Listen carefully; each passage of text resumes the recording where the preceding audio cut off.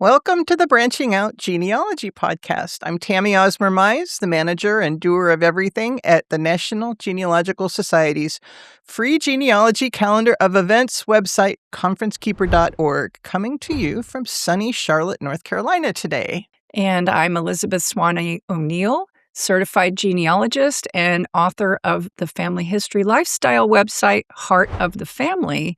And I'm coming to you from California's elbow, where it is very foggy and overcast and cold outside. So California is supposed to be hotter than North Carolina. So what's the deal? You'd think, but here in the elbow, we have a bizarre little microclimate where basically we're the opposite of everybody else. So if it's warm and sunny in Santa Barbara, it's going to be overcast and not so great here. I suppose there's people that enjoy that. I like North Carolina. If you're new here, welcome to the show. Welcome. We're so glad you found us. In every episode, we bring you an interview with someone doing interesting work in the genealogy world, whether that's a new tool, a research method, or a story that make us rethink how we approach family history. We also share what we're loving lately, things that you can try right away in your own research or your genealogy life. And then we wrap up with Teatime, where we spill the tea on what's happening in the industry, sometimes the good and sometimes the not so good. If you're already a part of the Branching Out family, welcome back. And if you're listening to us on your favorite podcast platform, you can view this podcast in video form on YouTube and Spotify if you're interested. So now let's get into it. In today's episode, we're sitting down with genealogist Judy Nimer Muhn, who is a writer, a speaker, and a researcher, and she's been working on her own family tree since she was about 12 years old. She's been a professional genealogist since 1993. Judy specializes in French Canadian, Acadian, Native American, and Scottish research, and she's lectured everywhere from Rootstech to the National Genealogical Society conferences. She also runs website Lineage Journeys, where she does client research and presentations. We had a great conversation and a lovely time talking with Judy. We did, but a quick note before we get into that. We actually recorded this interview back in November of 2025, and for a mix of technical and life reasons, entirely my fault, it's taken us longer than we expected to get this interview out to you. Major apologies to Judy. Judy was a fabulous guest. We learned so much from her, and it was such a good conversation. And the conversation is just as good now as it was then, so we're thrilled to finally be able to share it with you. Absolutely. So let's dive in. Branching out, we're diving in, tracing the lines, where do we begin? Branching out, the stories unfold, digging through the past to find the gold. So let's start with what we're loving. Tami, what are you loving this week? Well, I'm still loving the very simple Microsoft Copilot artificial intelligence app. And this time, it's for transcribing handwritten letters. Now, I've been working on a project lately, digitizing, transcribing, annotating, and indexing a stack of very old handwritten letters to try and glean a few more bits of family history information out of them. And I had inherited these letters from my father, were in his genealogy files that I am slowly getting through. So I'm not trying to make this a huge time-sucking ordeal, which it could be because it involves several steps, scanning and then reviewing and transcribing and all that sort of thing, like I said. So I was looking for quick ways to do this, and I thought, well, I have access to all these different artificial intelligence programs, and some of them are supposed to be able to transcribe handwritten letters. So what I do is I scan the document, and then I tried out several different ones. And the one, surprisingly, that I was happiest with was the Copilot that's native in the Microsoft 365 suite. So if you're paying for Microsoft 365, you have access to Copilot. With these letters, when I put one into Gemini, and it told me it couldn't read it. it couldn't read handwritten cursive writing. So, okay, fine. And I did same with the Adobe AI transcription. It wasn't happy with it. It just said, I don't know. I think Google tried and it was horrible. But the Microsoft transcription came back and it was almost, I would say, 90 to 95% spot on. The only places, because I proofed it word for word, and the only places that it was picking up something different was when my 80-something-year-old grandfather had written a capital letter I, like I planted the garden. It replaced all of those with the number 9, which, if you know cursive, that's believable there. And then the other thing was a few of the proper names, the name Maud, M-U-D, written in script. I can understand this one I'm sorry, M-A-U-D, right? Came out M-A-N-D, mand. So, all I really had to do is check those letters. I'm loving it that I don't have to pay for an extra tool to get such really great quality transcribing these letters. It becomes a simple part of my workflow. Makes it super easy. And not only am I having it transcribe the letters, but I'm having it make a table of names mentioned and why they were mentioned. So the prompt that I'm using for this is, and I'm not the prompt queen. I'm sorry, that just made me laugh. The prompt I'm using is, please transcribe this letter as carefully as possible and create a table of any names mentioned and their possible relationship or reason for mention. So I'm getting not only the word-for-word transcription, but I'm getting context and a list of names, and keeping that with the digital copy of the letter, and it's making research wonderful. Fun again. Research is fun again. So How about you? how did you put that into Copilot? Did you put it in a document, or? I opened up Copilot, and when there's the window on the side that says, what do you want? Hey, what do you want? I don't think I've ever used Copilot. And I just drag the document and drop it in, and it reads it. I'll have the image as a PDF, which it can read, and I just drag and drop the PDF in there. And then when it makes the transcription, I just make that into a doc and merge the PDF so everything is in the one file. Now, this may or may not be the best way to do things, but for me, it's going very quickly and smoothly, and it meets my purposes. I'm really pleased with it. Well, I'm in a relationship with Claude, so I'm not sure if I like me cheating on him with Copilot, but we'll see. So what are you loving this week, Elizabeth?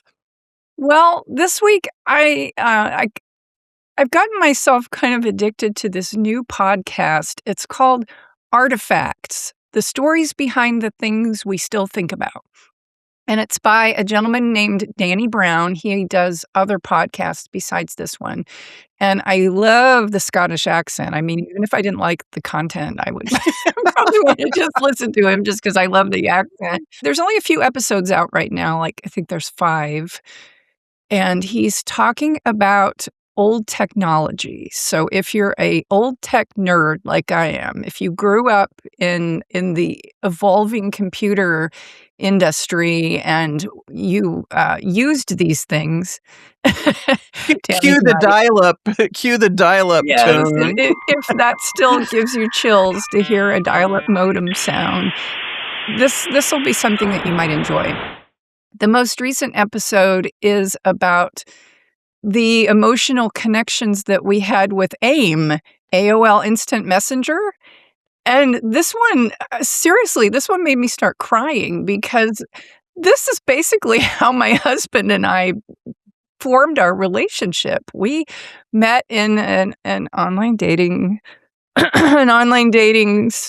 website, back in the early days. What was that one called? Match.com or something? Yeah, it wasn't that one. It was a different one. Oh, okay. But it was like that in the early days. There was no swiping. It was all on the computer because, nobody had phones like that. Hey, don't be embarrassed. You know how I met my husband.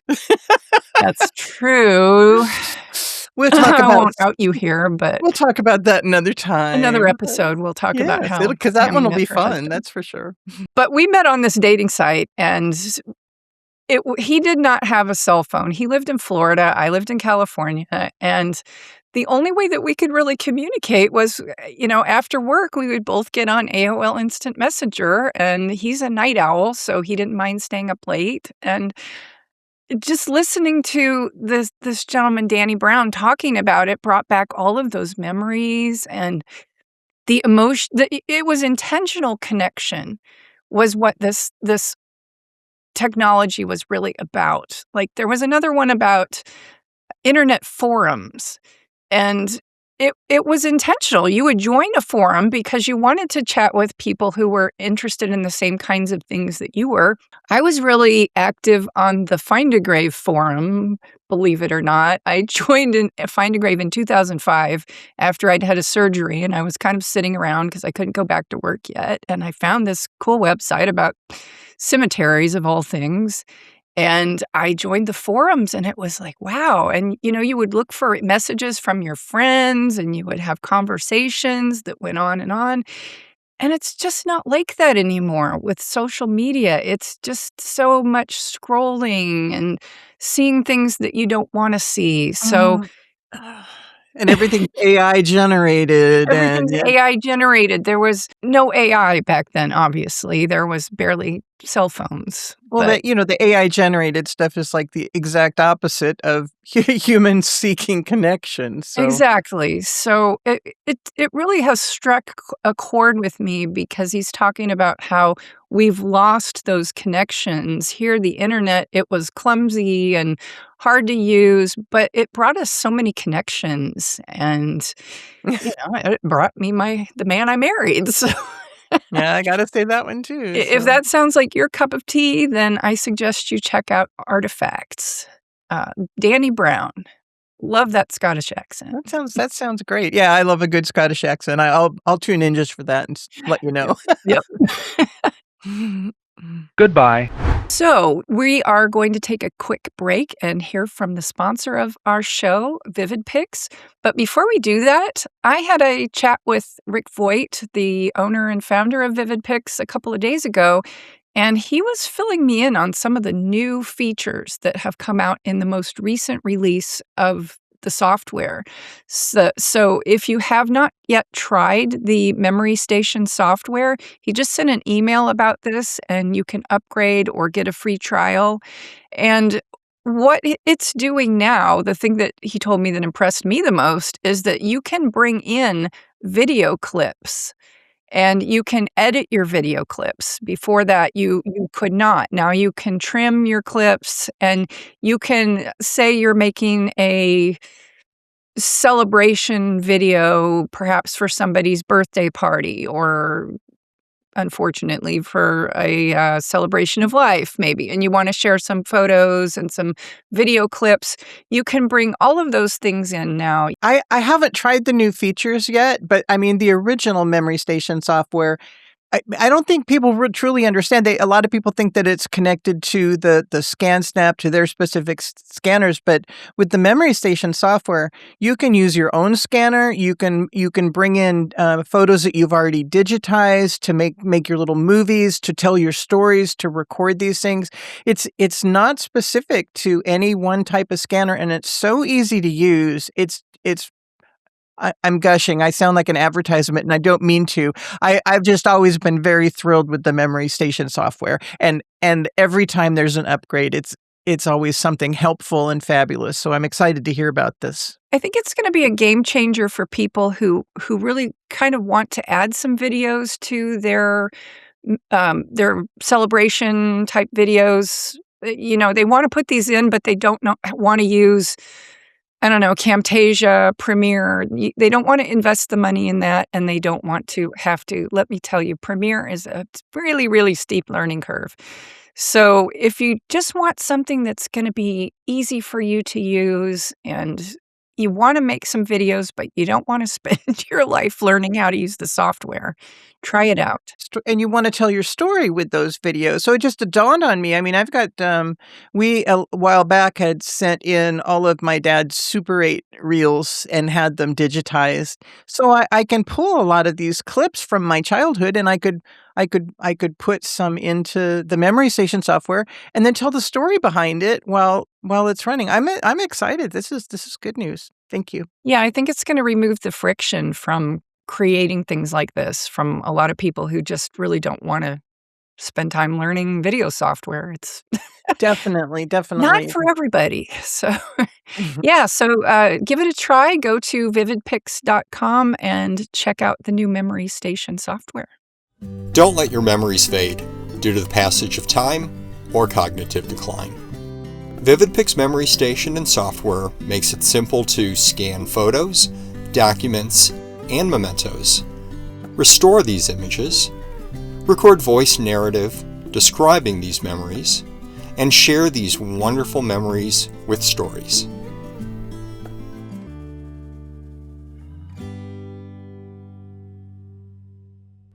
Welcome back to the Branching Out Genealogy Podcast. We're so excited to be here today with Judy Nimer Muhn. Judy is a professional genealogist, a lecturer, an author. She's the president of the Oakland County Genealogical Society, the Michigan Genealogical Council, and she's active on the board of the National Genealogical Society, NGS.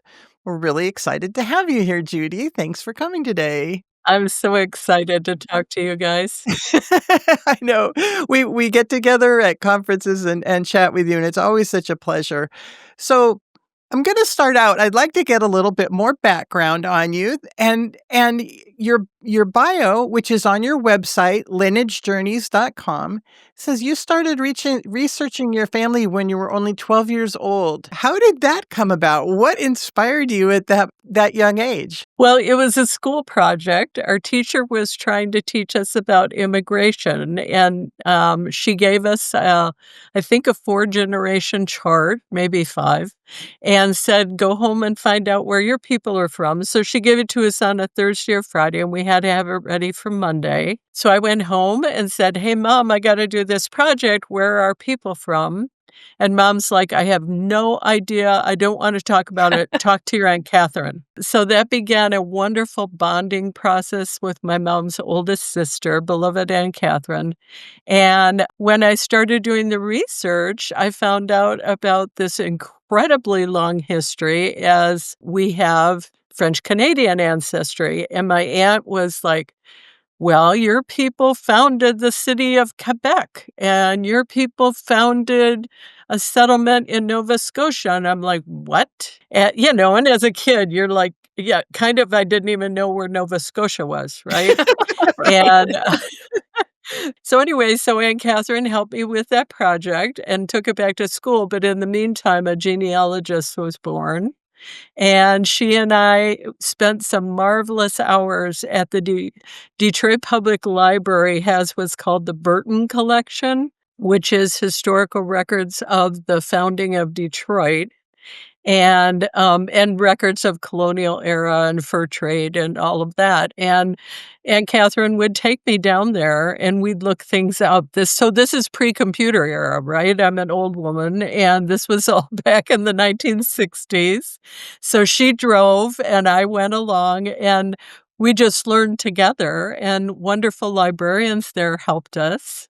And so that's how it got started. That sounds so cool. I remember myself as a kid, I had a best friend who was, she knew her heritage. She knew they were all from New England. She had a dollhouse that was all decorated like New England, 1800s. And I was so jealous. And then when I got older and discovered who all I was related to, I thought, okay, I know why I wasn't given that information as a child, because I would have been insufferable.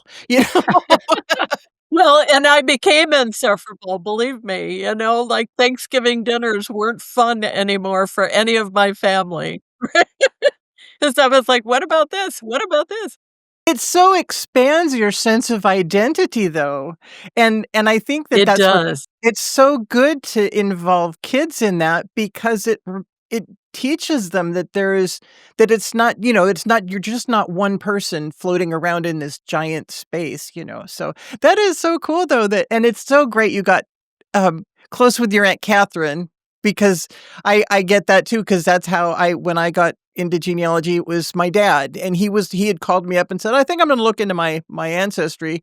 And I had been like, oh, I could do family history too, And yeah, it's great for bonding with people. Well, bonding and the psychology of all of us, right? So I was once a psychologist, but it ties into genealogy because there's lots of studies about resilience and how it teaches children how to surpass difficult times because our ancestors went through things, very difficult and they survived. So, if you hear that as a kid, you're like, oh, if they came across the Atlantic Ocean, I think I could probably pass my math test, you know? So, it's sort of that's a simplistic reference, but, it has informed my life a lot, and when there have been hard times, I've thought about my ancestors and how would they have approached it? How would they have dealt with a particular situation? I mean, I'm also descended from indigenous people, and they went through even rougher times, forced marches and massacres and wars and, whole bunches of things. And so I've developed, a pretty hardy sort of resilience, I guess you'd say, because of not only Aunt Catherine sharing stories that she knew about the family, and she knew how to write in French. So she stayed in touch with our extended family in Quebec and Wisconsin and Minnesota. And so I learned a lot of stories from her about the resilience of our family surviving the Great Depression and various wars and, when our family first came from Canada into the US. And, so I learned an awful lot of things about that aspect of resilience, that aspect of, perseverance, getting through, finding a way when there's no way, that kind of thing. So, yeah. It sounds like you've got quite a variety of ancestral backgrounds. So which areas do you specialize in then? I'm guessing Native American and French Canadian. Are there others? Well, and a division of French Canadian is Acadian. That is different research for the peoples of the maritime provinces like Nova Scotia, New Brunswick, Prince Edward Island. That's different than it is in Quebec. But then also I have families that came in from Scotland to Ontario. So I've done a lot of research in Ontario and Scottish records now. That's fairly recent. I discovered my grandfather wasn't my grandfather, and I have a Scottish grandfather, not a Finn grandfather. And so all that Finn research I did going back into the 1500s, that's sort of a lopped off branch now. It was good practice. Yeah, It was right. good practice. It was good practice, yeah. So French Canadian, Acadian, Indigenous, and then Ontario and Quebec. That's kind of the focus. Scotland, I'm learning more and more about, and I'm involved with an archive in Scotland that I help to coordinate, like getting people in North America interested in the archive there. So you mentioned, I'm just going to jump in here. You mentioned French Canadian, and you emailed me a while back and said that you found out that we're cousins. I'm assuming it's on the French Canadian side. Do you remember where that I connection know it's was? on the French Canadian side, and I'm not going to remember right off this minute what or how it comes What? together, but yeah, we're cousins. We're cousins. I don't remember how close it was, so we're going to have to sort that. Yeah, all French Canadians are cousins to each other. It's just a question of how close or distant it is, because our people, came to this continent in the 1605, 1607 timeframe. And my people were in those early groups. So, I've got lots. So, somebody could have one line of French Canadians and they wouldn't know how deep that goes back because they maybe just hadn't heard the stories. But my Aunt Catherine told me those stories. So I knew that there was some pretty remarkable stuff going on in my family, and they just didn't want to talk about it. I mean, they had hard times. They almost lost the farm that they owned at one point, and so there were some hard memories too. But a fair amount of pride at being Acadian, which is different than Quebecois, which is the people from Quebec. And it's different language too, actually. Well, the nice people at WikiTree found the real name of my Lafleur family. Yes, that added I. Yeah. Having vowels added to our names always makes it interesting, right? Yeah, and they found the I in Daigle that my mom always claimed Yeah. was there, but I could never prove. So, if anyone's interested in that video, we will link it so that you can check out what the WikiTree elves found for me. And I think that's where I found our connection, because I don't know that you and I have connected on Ancestry, but I think on WikiTree was where I hadn't we gotten my connected. tree back that far on that side. I had mainly focused on my paternal side in America. Sure. They've been here since before the Mayflower, so I focused mostly on that side. So I want to Yeah. do some work now on my mom's Quebecois people. Yeah. So the hope that I have is that someday I'll find somebody that qualifies for me for the DAR, because all of my wonderful friends are DAR members, and they always are having a great time. So I just want to connect somewhere to somebody that qualifies me for the DAR. I am qualified, actually, for colonial dames of the 17th century. I have one ancestor If that you're was in New qualified for Hampshire. colonial dames, there's a good chance you've got a DAR person in there at some point. No, not in that line. She was part of a big attack of a village and was taken to French Canada, and she never came back. Was So, that Deerfield? everybody, no, Oyster River. Oh, okay. Well, we'll chat later and see if we can't dig you Yeah, up somebody. yeah, So. we'll figure it out. But she qualifies me for colonial dames. But everybody else, as far as I know, came through Canada. And then more recent ancestry is Polish and Pomeranian. So, and no, I'm not a dog.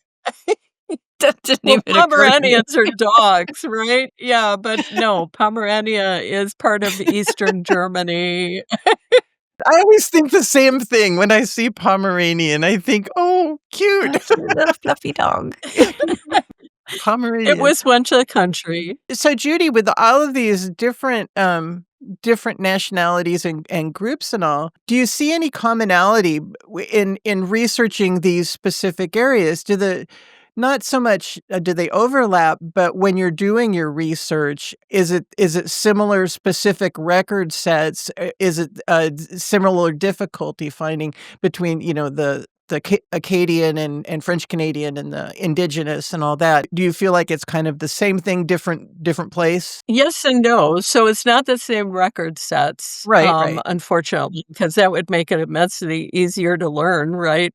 But similar tragedies, similar challenges, similar life way kind of issues. So, most of my people were either fur trade kind of people or farmers.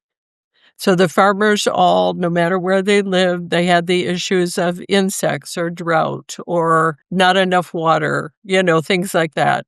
So some of the things are commonalities that I'm finding. They all had war and famine and disease and poverty and, trials and tribulations, right? I think that's true kind of any population of the world, right? So that commonality kind of has come to mind more recently because of studying what my Scots went through. Everybody hears about the Irish potato famine. Well, Scotland had it too. And I didn't know that. I'd always heard about Ireland, but I never heard about Scotland. Well, yep, it happened to them.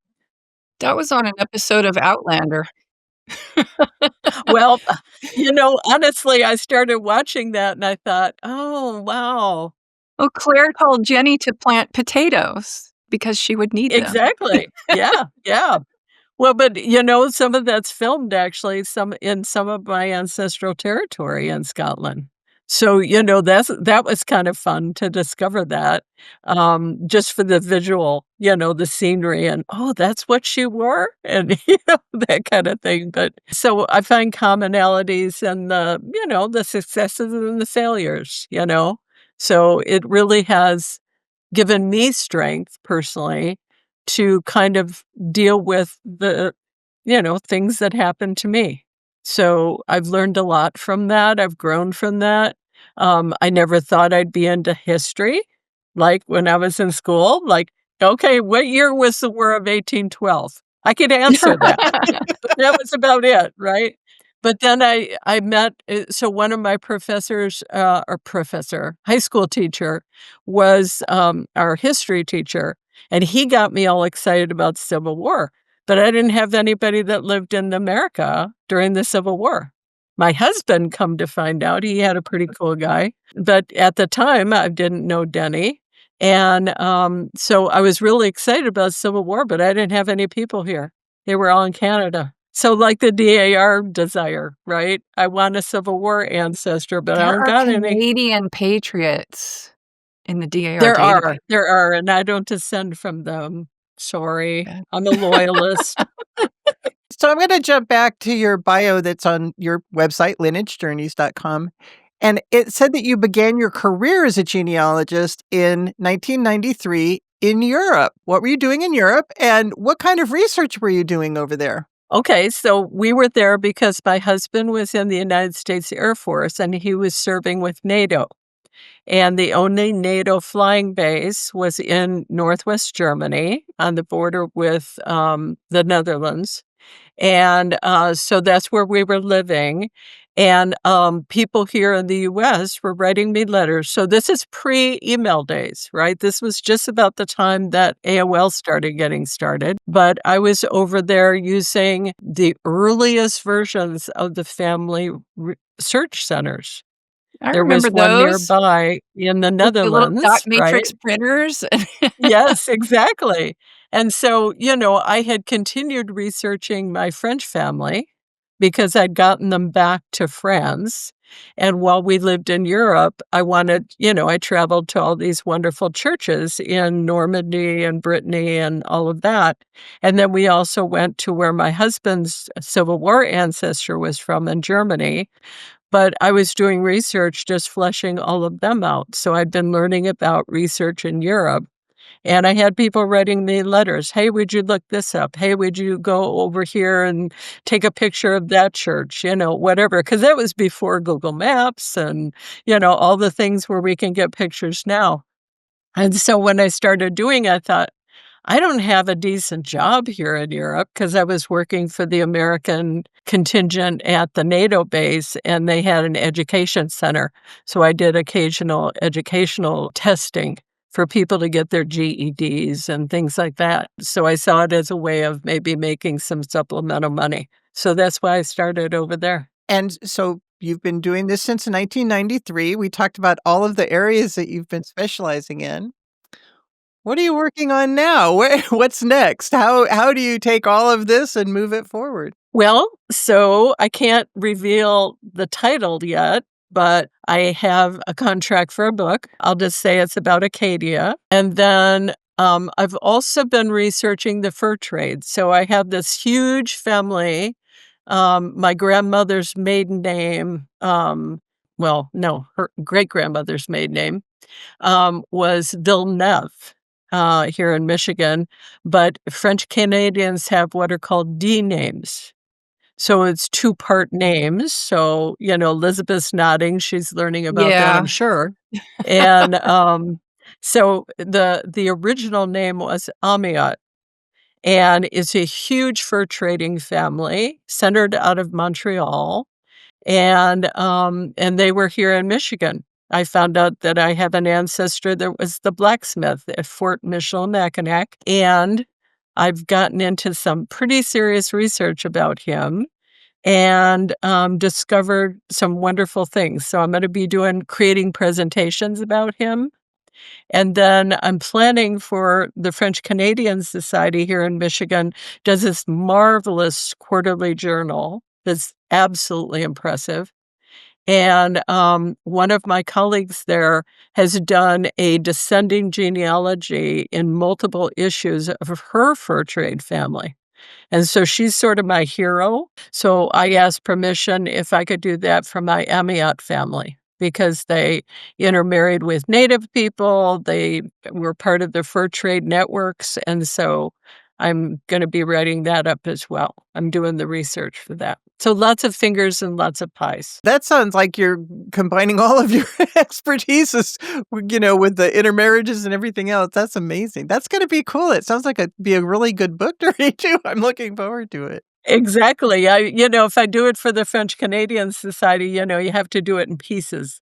So I could pull all the pieces together and then it could be a book for my family so that they know where from they come, right? And I'm also working into this whole concept of ancestors calling, which is like my big passion right now. So I started in my other life, my career as a scientist. I was a medical technologist in hospitals and clinics and all of that. So I had this serious science background, but in the 1980s, I discovered the book Psychic Roots that Hank Jones wrote. And it's all those really weird stories about books falling off shelves and falling open to the page that you need, or the microfilm reader stopping on the exact page that your family is on. That Odd never hints that come happens up. to me, ever. I think that they deliberately hide things doesn't? from me. Oh, no. Well, you got to talk to them. But nonetheless, Hank got me started with it, and I had an encounter in the beloved Burton Library collection with a really odd occasion that happened that got me propelled into not only his books, but looking into it as kind of a scientist. So more recently, the linkages of how our brain works, how our psychology works, and then scientific principles from physics and quantum physics all play into it. And so I've created a workshop around the idea that the genealogical proof standard is less than adequate. Like there's all these skills that live in our brains that we aren't taking advantage of that actually tie us into the behavior and patterns of our ancestors. And it's based in cognitive psychology and quantum physics and all of this scientific stuff. And there is sort of the woo, woo, woo, woo, woo stuff that happens that everybody gets, that's really, really fun. When you're talking to somebody about something and they're like, I know that person. That's one of my ancestors, and okay, it happens at Roots Tech, but does it happen at a coffee shop in the middle of Michigan? No, not usually. But, there's wonderful sort of synchronicities that come together that I believe, and this is the Native American spiritual part of me, that I believe is my ancestor talking to me in subtle ways that kind of introduces me to, you go and look at this, or go and talk to this person, or you get a nudge about something. So that's what got me started on this guy in the fur trade. I actually got, a whole bunch of nudges about this guy, and then found all these people just suddenly sort of appearing that were going to help me.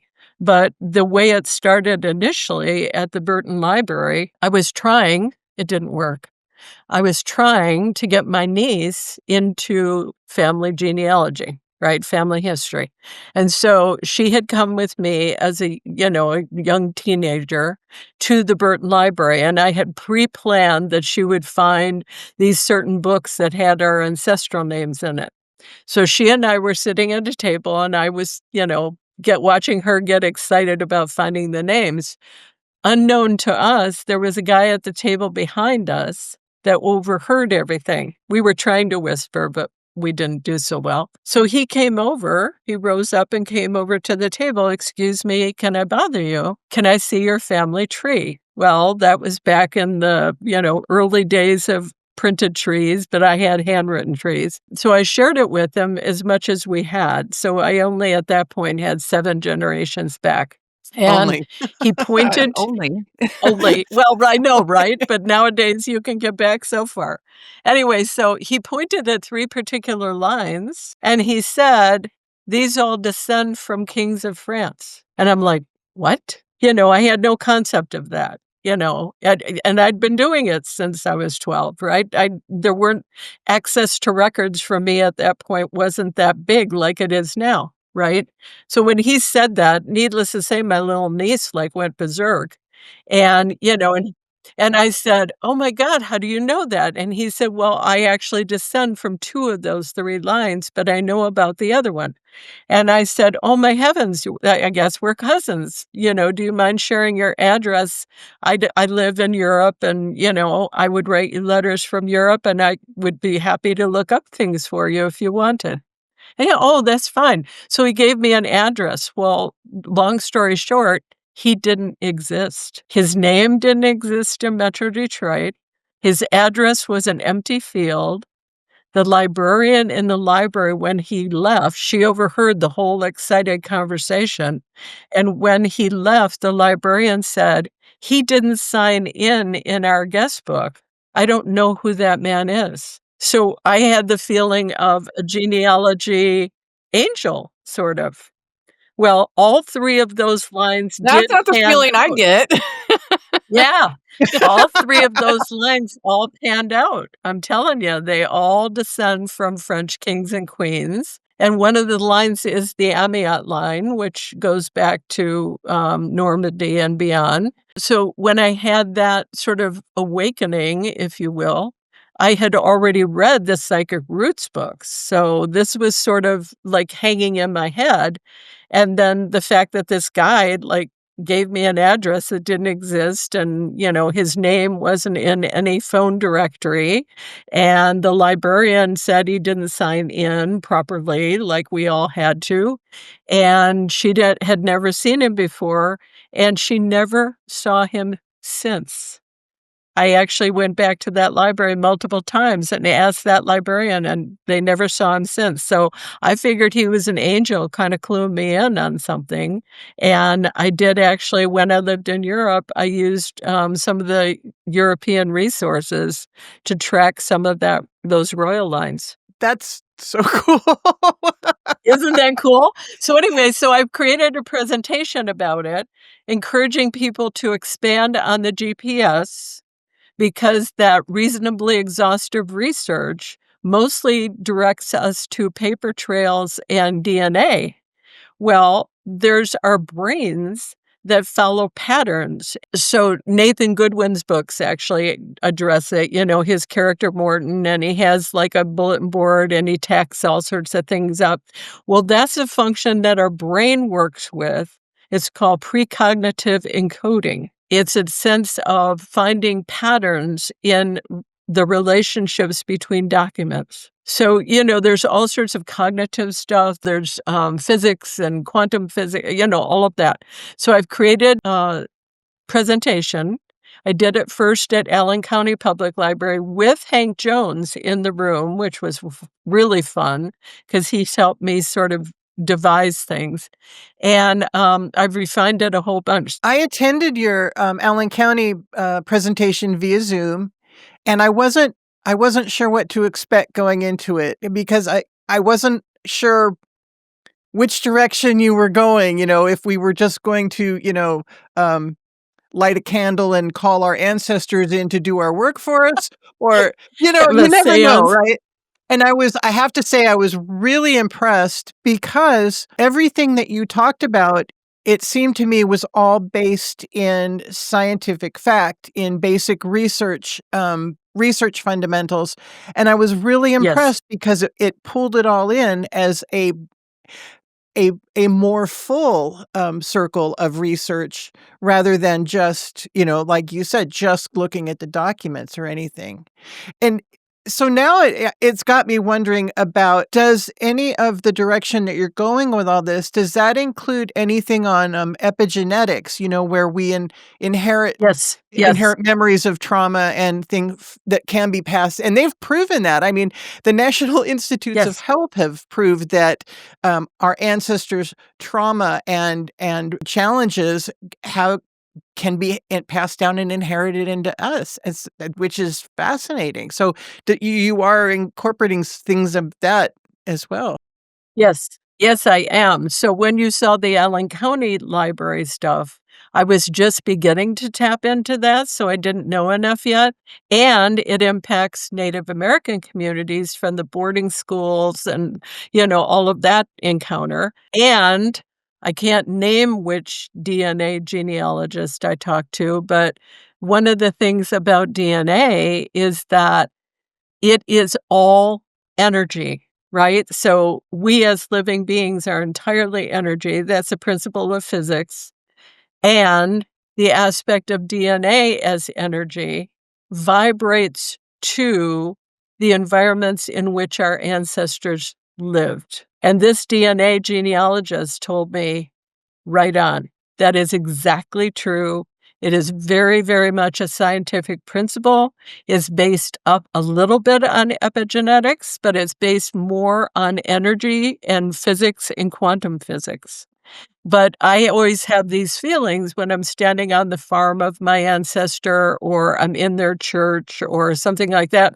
It goes way back to childhood that I would get this weird sort of vibration happening in my body that I didn't understand, and nobody around me understood what was going on.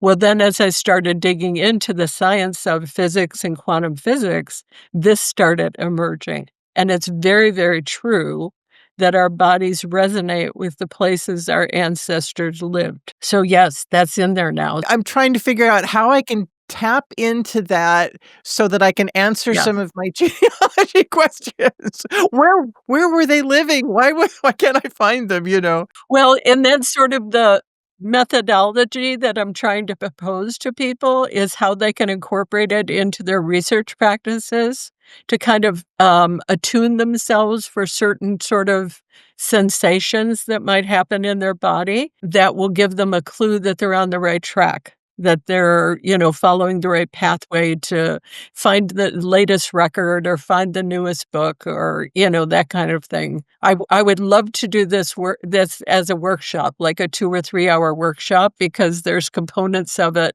that could be very hands-on. I don't know if you two have ever done a vision board, but vision boards are based on this precognitive psychology. And you can do that for your ancestors. Just like Nathan uses in his books that Morton does, that's the equivalent of a vision board. So it's actually based in cognitive psychology. I had read a book by a woman that I've met before, and her name is Megan Riley Kopsel. And she wrote a book. She's written a couple different books, and one of them was listening to the voice of your ancestors.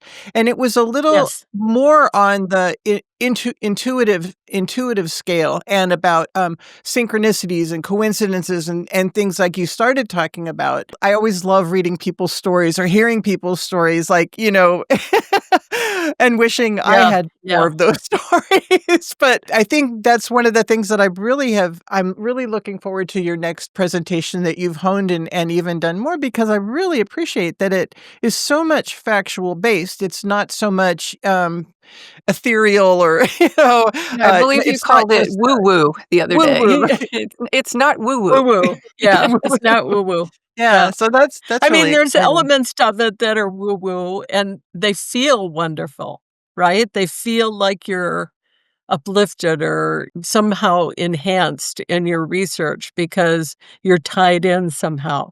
That's the energy part, but there is an intuition component. And then synchronicities are the most incredible thing of how you meet people that how would you have otherwise met? So it's pretty remarkable stuff. I just wish I could do it as a 2-hour, half day, some kind of workshop to help people work it through, because it actually works. We know so little about how our brains work, really, and Truth.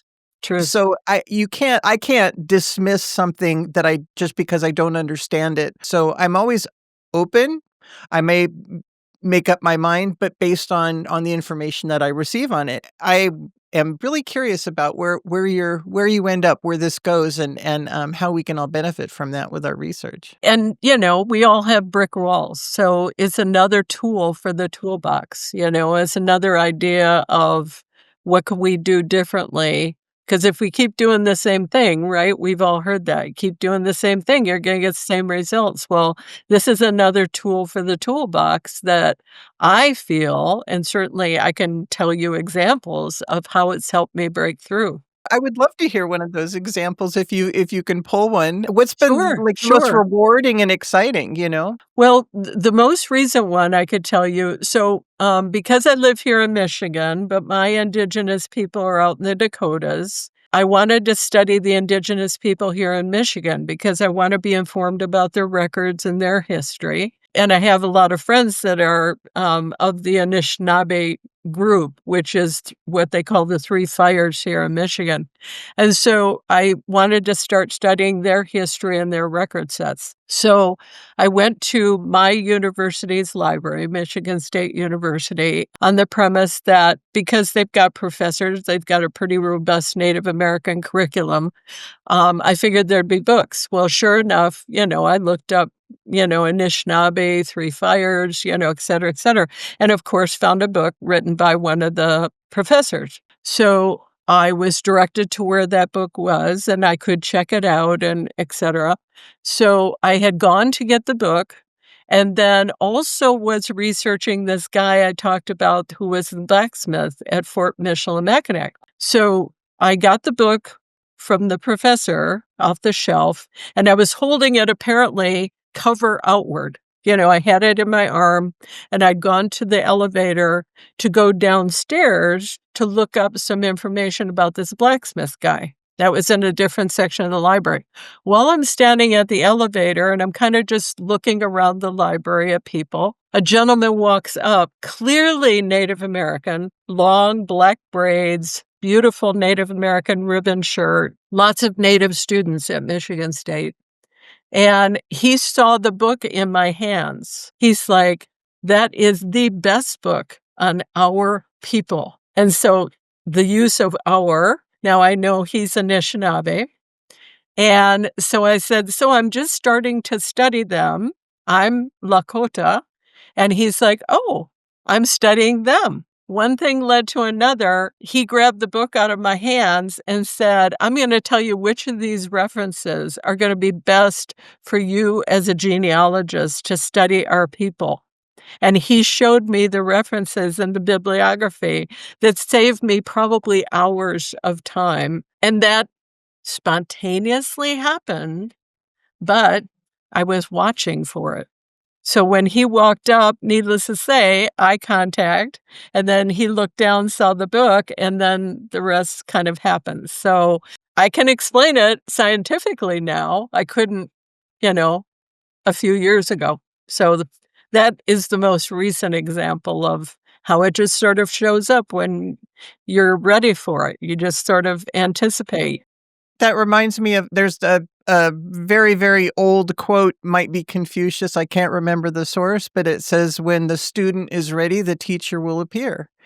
And I learned that so Exactly. long ago, and I see it happen so often in my own life when I need to learn about something, or I need to make changes in some way, that I meet somebody that has all the information that I need without me even looking for it. So that's exactly what happened there, right? You were looking for. Exactly. Yep. I was just ready to whatever came. And, and it does require some sort of expanded attention, shall we say. Like I was scanning the room, I was kind of watching students walking around, et cetera, et cetera. And the fact that I happened to hold the book backwards, right? Normally we pick up books, we're looking at the cover, then we just, hold it, but the cover is at, the other way. I had it turned around and he knew what the book was. I love when it happens. I was on a high for the next 3 days, And, needless to say, the two of us shared business cards with each other, and he's a student. He's, I was interning, gonna getting say he his did have a master's name and degree. an address, right? Not like the He was a Yes. real Oh, yeah, person. he did. Good, good. Nice touch, nice touch. Yeah, he does exist physically. I shook his hand. Yeah, so I'm building on that. Am probably gonna write a book about this blacksmith guy that I've got. Our APG chapter here in Great Lakes, had a marvelous meeting, yesterday night, and I found out about Kindle publishing. So I might do the blacksmith book, that way, because it sounds like it's pretty easy. It doesn't need to be a big book, but, lots of fun things. So, maybe, I don't know. But the Acadian book is coming. And just to plug Conference Keeper again, because it's what I do. Yes, please do. Please We've do. got I put 2 pages up on Conference Keeper for books, one for fiction and one for nonfiction, where people can submit their books. And granted, Nathan Dillon Goodwin has submitted all of his, which I love.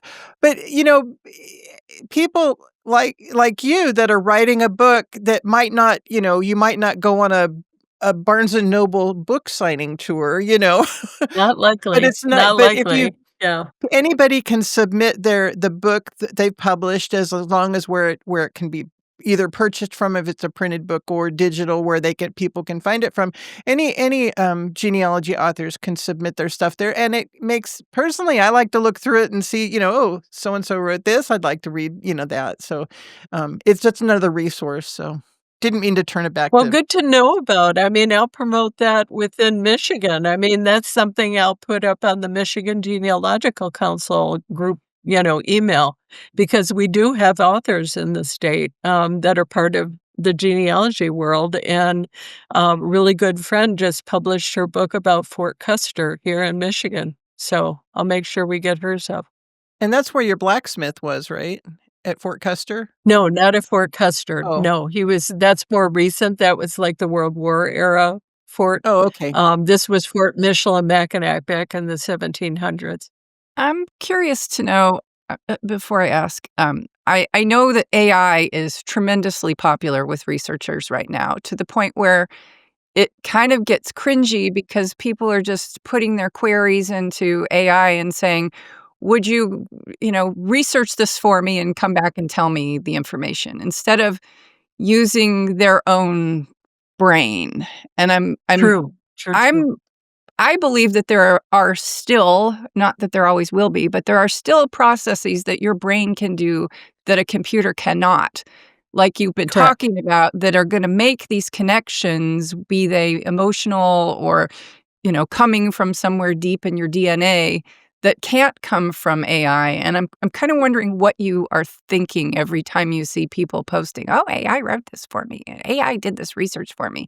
I kind of wonder how that is, resonating with you. Well, so I tend to be very much an explorer. So I am exploring AI. On the other hand, I won't write a book using it. I'm not going to do, presentations. I used AI to create the artwork for the presentation that Tami saw that you'll see in December. But I've used it for that kind of stuff. I can't draw. I mean, if I did a stick figure to represent myself, it'd be ugly.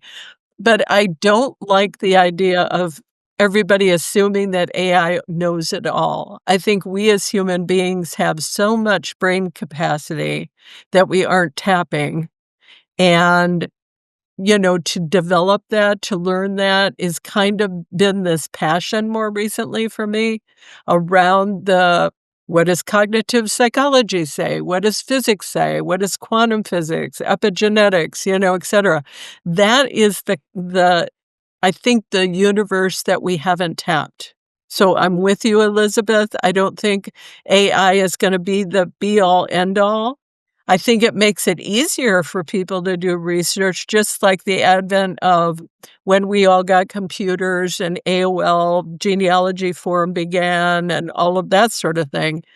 There were quantum leaps that help us move forward faster. But on the other hand, I don't think the human should ever be ruled out from it, because all of that knowledge and the lessons we gained from our ancestors and learning from their trials and tribulations and their successes and all of that, I think it's really key to us as human beings for our future development, for our future generations, our kids and grandkids and great-grandkids and all of that, to make sure we're informed about all of that, to make sure that we understand our capacity is far greater than we're currently using.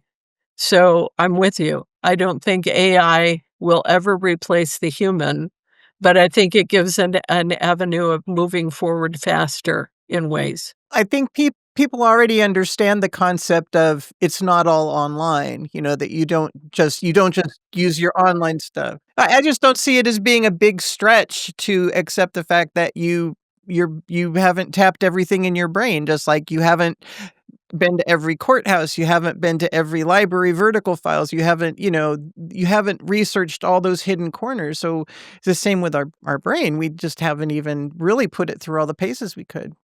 I agree. When we first got computers we were using them for genealogy research, like you were saying with the AOL forums, what that did was open up communication between people. We were able to communicate with people Correct. that we didn't know existed before. Right. So, in that respect, we were still using our brains and we were talking to each other. But now it's like there's so much that is online and we just go to that because it's the easy, low-hanging fruit. Like Tami was saying, it's not all online. It's some of it Right. is, and maybe someday most of it will be, but right now it's not. And I'm not quite sure what my point was, but I was thinking of how it was originally helping us to communicate with each other.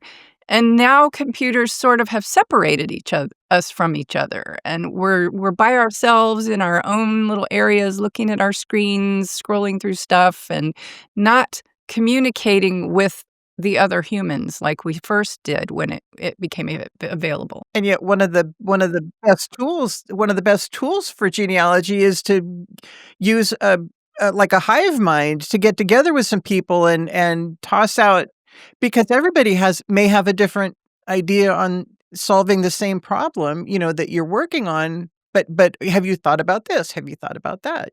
Well, and that's the benefit of like the institutes, for instance, because they're focused on a particular area or record set or time frame or ethnic group or whatever. That hive mind sort of activity that builds among the participants in the institutes, right? They've now got their network, so that they can say, well, hey, have you gone into that record? I haven't looked at that yet, like that resource. Can you help me with that? Or any amount of, cousin connections that we make. And they're the one that has the only copy of the family Bible that we've never seen. So if we're not talking to them and we're expecting everything to be online, well, at some point, we're going to bump up against somebody that's got the old family Bible and they ain't sharing it online. They're not going to scan it or whatever. But if you find them as a cousin, then they might be willing to share. So I'm with you. I mean, I don't like the idea of just being here in little square windows. I love going to Roots Tech to network with people, and my genealogy society does that for me, from a social networking. And I learn about record sets from other people. And, even though I started doing this at 12, good God, there is so much to learn. There is no way that, when I take my last breath, that I'll have done it all. I know that. What, But you're not done with your how research? much faster? You're You not never done? get Adam and Eve yet. I'm I finished keep now. discovering new ethnicities. I mean, I can't read Polish. What can I say? Well, it's funny because in our last episode, when we were talking with Rick Voigt about keeping your brain active and how learning new things helps keep the dementia away, I think that Right. a lot of us as genealogists, we're doing this, and many of us are in our senior years, but we haven't settled back into just watching TV and sitting around playing Wordle, as Rick was saying, and we're learning these new Right. things and keeping our brains Right. active. So that's really important. Well, it's an important benefit of us continuing to be lifelong learners. Genealogists as a group tend to be lifelong learners. You started somewhere, I started young, but I'm not alone in that. And other people started once the kids were at least fledged enough that they could take care of themselves, middle school, high school. When does that happen exactly? Yeah, well, it's supposed to. But nonetheless, I mean, that keeps our brains active. I mean, I'm constantly learning new stuff because, certainly even from the standpoint of records coming up online, it's new stuff. So it's more to research, more to find. Keeping your sense of curiosity, you're constantly have to, well, what's that? How do I learn more about that? And I think that's a big part of it. Yeah. And me constantly looking for my DAR connection. We'll chat. Something you said a minute ago about, networking with other people, and that goes with our relatives too. I've talked in the past about my research looking for one of my third great grandfather's parents and how I was trying to tie things together. And I think I've located who they are. Well, when I was back in Ohio recently on this research trip, my sister was back there as well. We were back there planting my dad, and we went to see my uncle. And this is my mother's youngest brother, and he's the only only person from that generation that I have left. And we had gone to visit him. He's 93, and I was telling him about my research because it's his family line. And I was trying to figure out why certain things had happened, why one person had moved away. Why is there this weird family dynamic going on? And he said, "Oh, well, they were really, really religious." And I thought, I did not know that. So that now I know that my third great grandfather, I'm fairly certain that his wife was a Quaker. So it's and he's the one that left the family and kind of disappeared.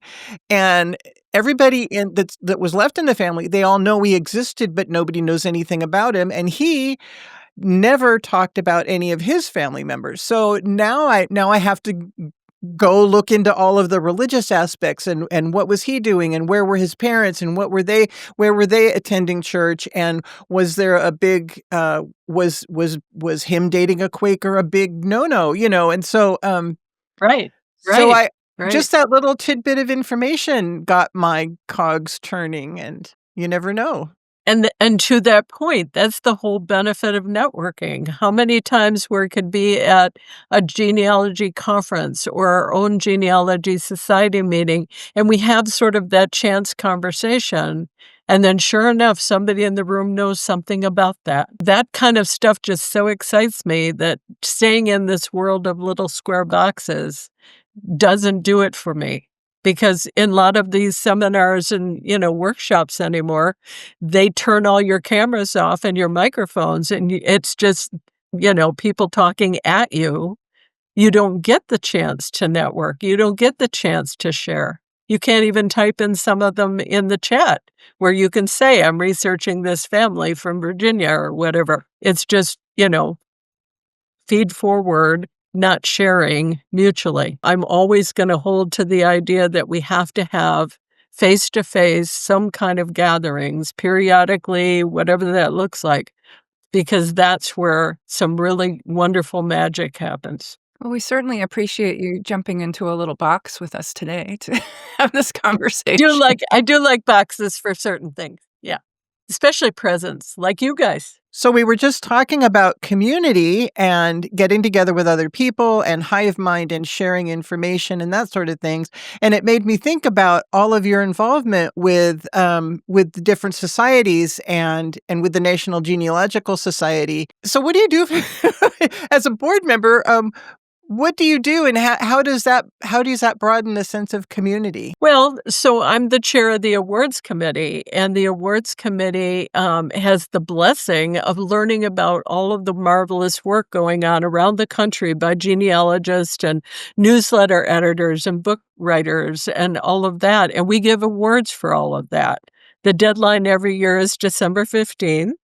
So if somebody missed the deadline for this year, which is coming up, they can always jump in next year. We have students in middle school and high school writing papers about their family genealogies, which hopefully gets them excited to be becoming genealogists. We have book categories, family history writing competition, newsletter editors, compete for being the best newsletter, in their category.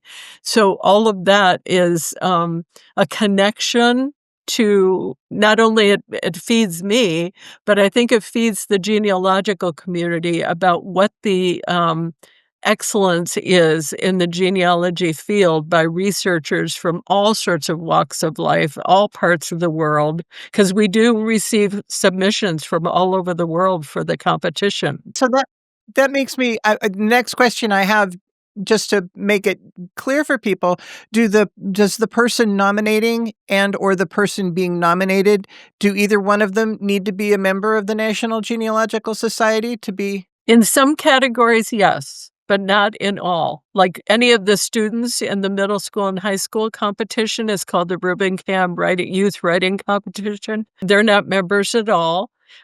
Somebody that's being nominated for the Award of Merit, or somebody that's being nominated. There's certain higher awards, NGS Fellow, the Rabbi Stern Award, different things like that. You do have to be a member of NGS, but the bulk of the awards, they can come from anywhere in the world. We get submissions regularly from Israel, Japan, Canada, all over, the US all over. So yeah, it really doesn't matter. Excellence exists all over the world, and if we don't know about it, and our ancestors actually came from that part of the world, well, what a loss that would be to us. So the NGS is really committed to, we want to share scholarship and, writing capacity, books, etc., from all over the place, because that might help somebody whose family immigrated to the United States, even centuries ago, to find their way back. And the information for all these awards is on the NGS website, and we will include a link to that in our show notes where people can find Thank that. you. I appreciate it. Yeah. Remember, deadline December 15th every year. Every year. Thank you. Every year. Thank you. I appreciate the promotion. That helps a lot. For someone just beginning their genealogical journey, or maybe even for an experienced researcher, what is the single most important piece of advice that you would offer based on your ancestors' calling methodology? Keep listening. Stop talking. Keep listening. Listen to lectures. Find out who the experts are. Reach out for book references, et cetera, et cetera. Just keep listening, because everything speaks to you. You just have to tune up your radar. I love that. I really love that. That's awesome. Well, and for those of you who are out there listening right now, we hope that you got a lot out of this talk and that you will keep listening when your ancestors are calling. Thank you. Nice tie-in.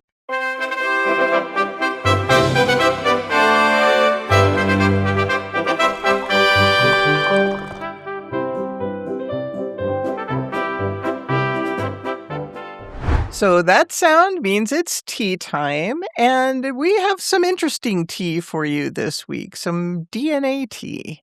And in a previous episode, we talked a little bit about DNA and blood transfusions, and Elizabeth and I got to thinking about other things that might possibly affect a DNA test, so I looked into it somewhat, and this is just going to be a helpful note for anyone who's thinking about taking an ancestry or family history DNA test if you're dealing with certain medical issues. First, and probably relevant to more folks, is the caveat from major testing companies that while everyday medications do not change your DNA, recent illnesses or certain antibiotics can sometimes introduce foreign cellular debris that degrades the quality of a cheek swab sample.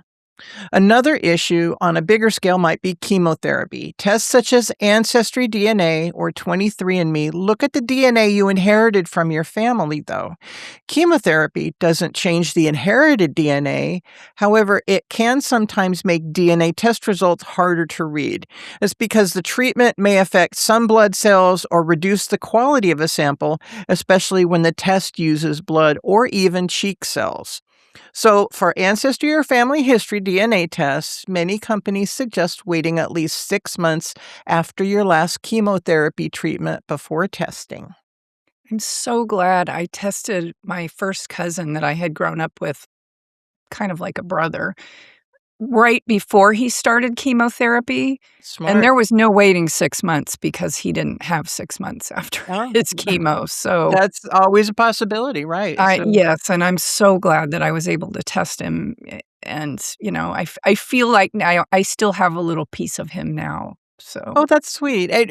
I know it's guess, creepy, but it's sweet. yeah, well, it's not like having a little piece of him like my great aunt's Ponytail? ponytail. Yeah, we're not going there again. But I guess the takeaway from just that part is, don't wait. If you have relatives you want to get tested, get them done. Get it done. So there we go. Definitely. What else? What else have we got? Well, as usual, I'm gonna kinda take it in a different, slightly weirder direction. Okay, so some of you might remember a gentleman named Bill West. R.I.P. Bill. He was just the sweetest, most helpful guy, and he had a blog called West in New England. I haven't checked if it's still out there or not, but West in New England. Well, back in 2008, when genealogy roundups and carnivals and all that were popular, he challenged the genealogy blogging community to design a float for a fictional genealogy parade. So everybody would write a post about their float. And mine was called The Mothership. And it was basically a giant alien spaceship. And the reason for this was that I was completely stumped on my Delaney ancestors. So basically, I just claimed they'd all been beamed to Earth, lived here for a while, and then they got back on the mothership and left. And that's why We can I could relate. never We can find all relate to this. I got that. who Yeah. doesn't feel like that sometimes? But, I actually wrote about it. But, for those of you who don't already know this, I'm kind of a big sci-fi fantasy nerd. I watch a lot of science fiction. So when I saw this story come across my my inbox, I just kind of knew it had to be a tea time topic. All right, so a claim recently went viral through outlets like Vice and the New York Post, and even a local station here in Los Angeles, that the CIA has been searching DNA databases like 23andMe and Ancestry to find people carrying alien DNA. Yes, alien DNA. And this basically traces back to a philosopher who said on a podcast that an Army veteran named Lynn Buchanan told him that the CIA had figured out how to screen users for genetic variants linked to non-human beings. The supposed method comes from a former CIA analyst who, as the Post noted, left the agency long before either company existed. So there's a small wrinkle in the story. And this story features so-called Nordics, which are tall, blonde extraterrestrials who supposedly live in the Colorado Rockies and allegedly asked for help avoiding CIA detection. So was Fabio? Does he live in Colorado? I don't know, but he was tall and blonde. So Okay, well, I don't think every tall blonde is an alien. and after all, he couldn't believe it wasn't butter. So there's that. Well, yeah, everybody knows the difference. Sorry to interrupt. Couldn't help it. Okay, so before you go adding that Nordic third cousin to your family tree, let me be clear. There is no public evidence showing that the CIA has ever searched these databases for alien markers. And I know this whole story sounds really silly, and sometimes we go a little off the deep end here, but here's why I thought this was worth a mention. The story caught on basically by writing on top of something that's real. So back in the Cold War days, the U.S. government ran a program studying remote viewing, which is the claimed ability to describe a distant person or a place or an event without using your senses. So essentially, it was psychic spying, and it ran for years under names like Grill Flame, Center Lane, and then eventually Stargate, with some of the work tied to Army intelligence at Fort Meade, Maryland. The CIA even funded research at the Stanford Research Institute. So the veteran at the center of this alien claim, Lynn Buchanan, he says that he served in one of those military remote viewing units, which is why his name carries weight in these circles. So the program is real. The leap from the government-studied psychics to the CIA is screening your DNA for aliens is a pretty giant chasm there, but that kernel of truth gives this whole thing the launch pad that it really didn't deserve. The part that actually matters for us is genetic privacy. So right around the time that this story went viral, which was kind of like late May, a few weeks ago, California, the state where I live, sued 23andMe over the breach from a couple of years ago that affected about 7 million people. Now, plenty of folks don't believe in alien hybrids. I may or may not. But many do worry about who can access their DNA once it's handed over to a private company. Now, for the record, both 23andMe and Ancestry say access to their database requires a legal process like a court order or a warrant, and not just casual browsing by intelligence agencies. So the alien DNA part is basically nonsense. But the question of how our genetic data gets protected is real, and that's not just because of the Nordics. Well, that's our show for today. Many thanks to Judy Nimer Muhn for chatting with us. And thank you to all of you for listening.